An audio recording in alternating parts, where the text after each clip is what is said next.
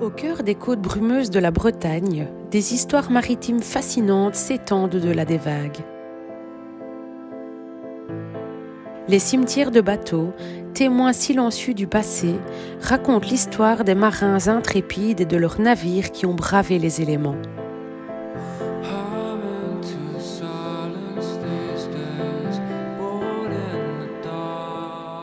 Dans ces sanctuaires maritimes abandonnés, des coques de bateaux, échoués par le temps et les tempêtes, se dressent comme des monuments à la mémoire des hommes et des femmes qui ont vécu de la mer.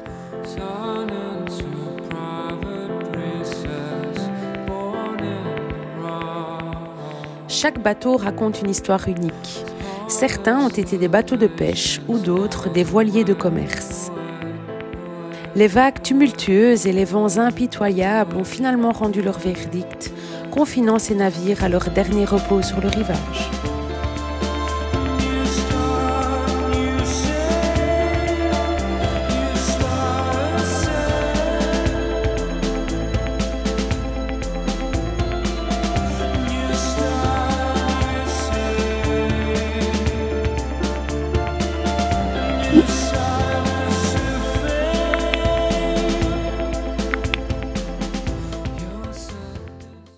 Salut à tous, aujourd'hui je vous emmène dans un endroit un peu spécial. Je sais pas du tout ce que la vidéo va donner avec le son parce qu'il pleut et je suis en extérieur.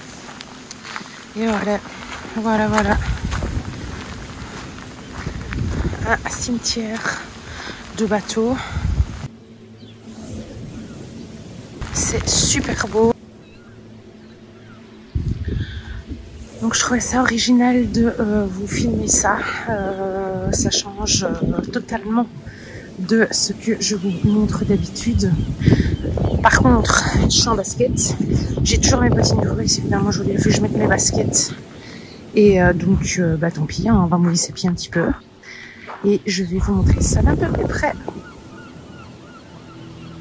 On va essayer d'aller un peu plus près des épaves.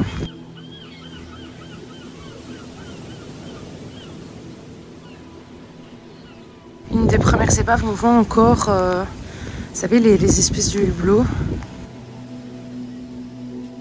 Ça va encore, le sol, ça va encore. Alors, je vous dis pas le look de touriste, mais bon, il faut ce qu'il faut, parce qu'il pleut, mais bien comme il faut. Franchement, c'est hyper grand, quoi. Regardez, juste que le bateau, là...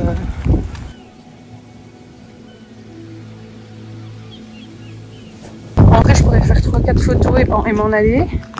Mais non, j'avais dit que je filmerais. Donc forcément, forcément je vais y aller, je vais filmer quoi. Je vais pas aller plus près parce que là c'est assez mou.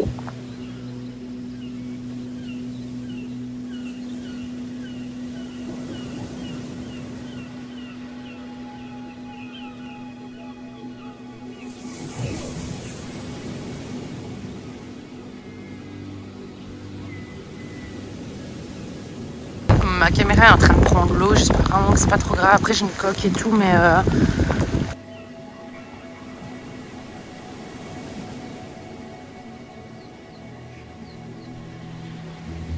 après ça a été tagué, hein, évidemment, puisque c'est très libre d'accès.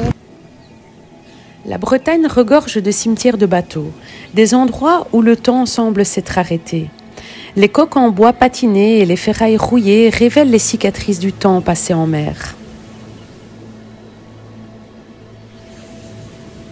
Regardez ça ici, le mât. Les cimetières de bateaux sont bien plus que des lieux abandonnés. Ce sont des témoins de l'âme de la mer et des histoires qu'elle raconte. Ils nous rappellent que derrière chaque bateau se cache une saga humaine, façonnée par des vagues et gravée dans le bois et le métal.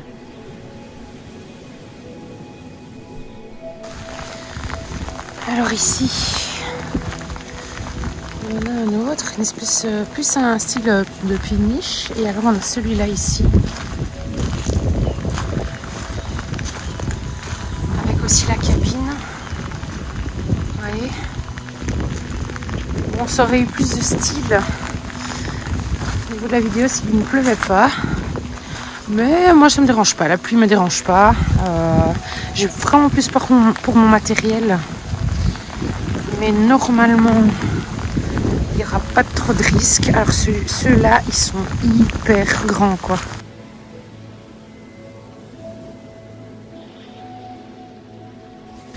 Voilà, j'ai dû frotter l'objectif parce que ça prenait l'eau. Donc celle-ci est immense. Immense, immense, immense. Regardez-moi ça, comme c'est grand. Je ne vais pas monter dedans parce que j'ai pas trop confiance. Là, c'est en bois, il pleut, je vais pas me faire embrocher. Et alors, on a celle-là qui est magnifique. Les gars, je vous dis pas comment je suis percée. Je suis trempée. Ça me saoule vraiment, quoi. Je vais vraiment essayer de tourner cette vidéo du mieux que je peux, mais c'est compliqué. Donc voilà, le grand bateau qui est très très très très grand. Hein. Oh la vache. Youhou. Je suis désolée pour les espèces de flous là, mais c'est parce que l'objectif est mouillé et en fait je sais pas l'essuyer, je suis trempée. Regardez-moi ça. La taille de ce bateau. Immense. Je dois déjà marcher sur les cailloux. C'est trop beau, franchement c'est trop beau.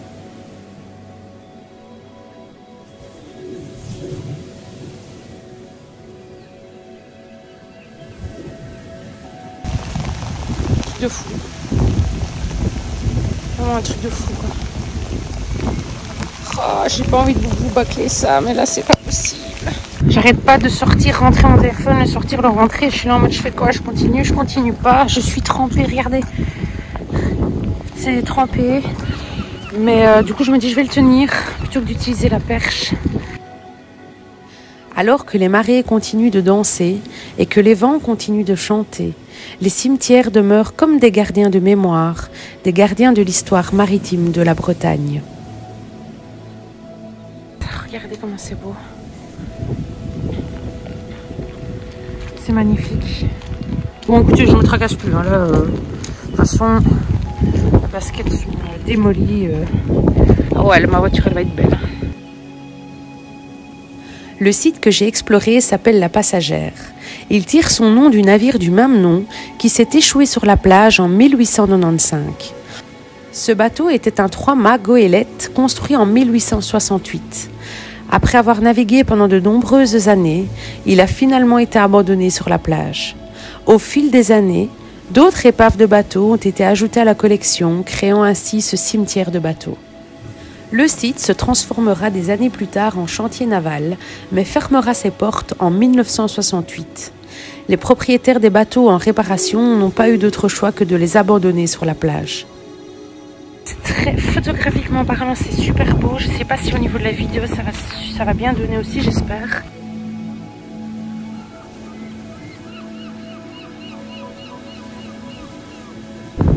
C'est beau.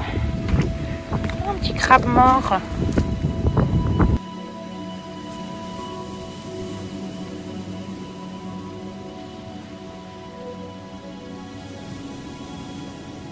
Ici là, donc de tout près.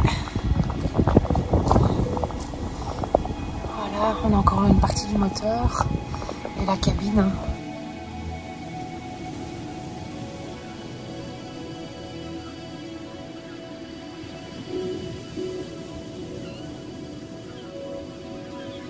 Très grand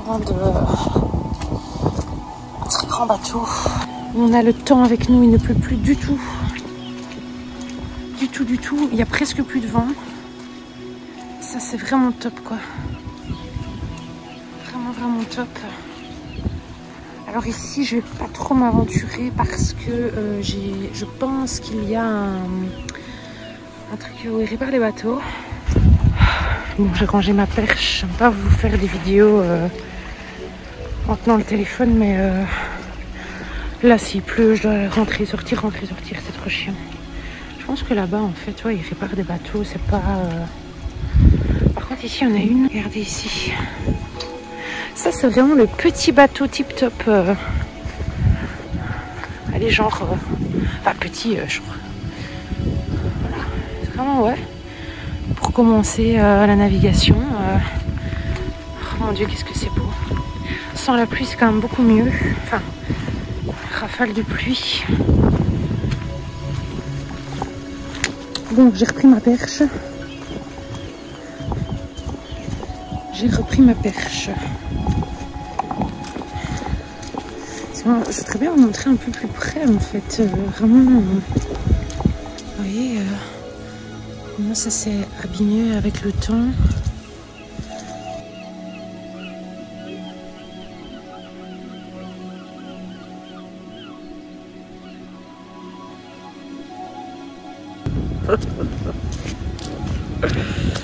Oh la vache. Définitivement, c'est vraiment le courant.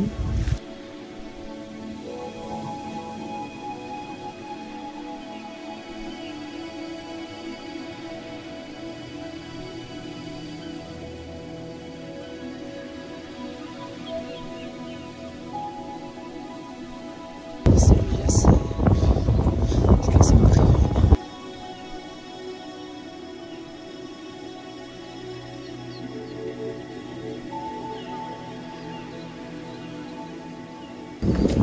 Même les tags qui ont été faits dessus en fait sont superbes.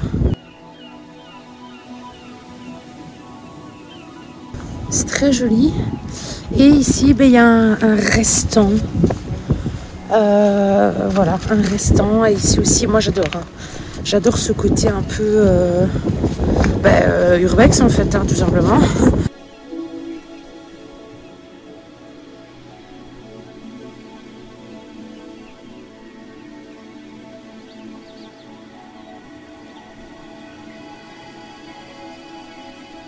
Oh, regardez, il y en a une là-bas aussi. Je vais voir si je peux pas y aller. Je vais aller voir. On m'a demandé l'autorisation pour venir prendre des photos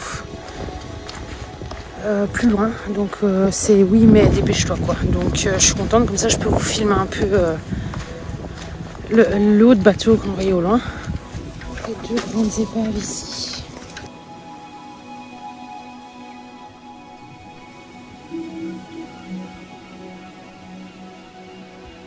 Celles-là, elles étaient trop belles, je les vois violents, elles sont vraiment trop belles. Regardez ça. La taille de celui-ci.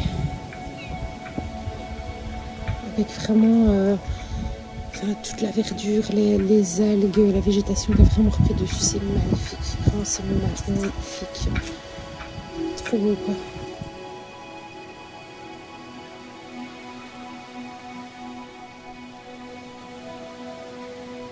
La destruction complète du site avait été fixée, mais des associations se sont battues durant des années afin de l'éviter. Et ce n'est que depuis 2015 qu'un audacieux homme d'affaires rachète le terrain afin de le faire revivre. Beaucoup d'épaves ont dû être retirées, jugées trop polluantes pour l'environnement, et les ateliers ont été rénovés par le patron, qui inclura également des techniques de rénovation haut de gamme. À l'heure d'aujourd'hui, l'atelier fonctionne toujours et les photographes, écrivains et passionnés d'histoire maritime affluent toujours pour capturer l'essence de ces lieux évocateurs. Alors que le soleil se couche sur les côtes déchirées, les ombres des navires échoués semblent se réveiller, rappelant aux visiteurs que la mer donne, mais qu'elle peut aussi reprendre.